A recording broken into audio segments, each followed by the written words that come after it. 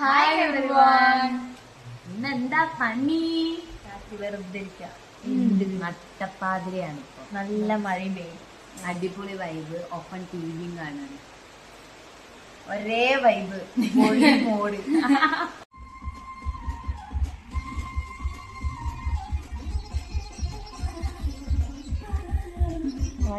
ഇന്നൊരു ചലഞ്ച് ഒക്കെ വിചാരിച്ചു. രാവിലെ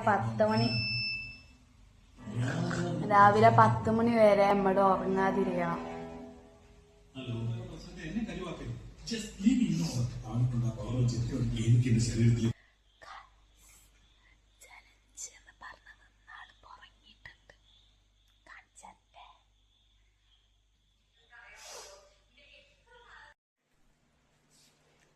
അപ്പോ ഗുഡ് നൈറ്റ്.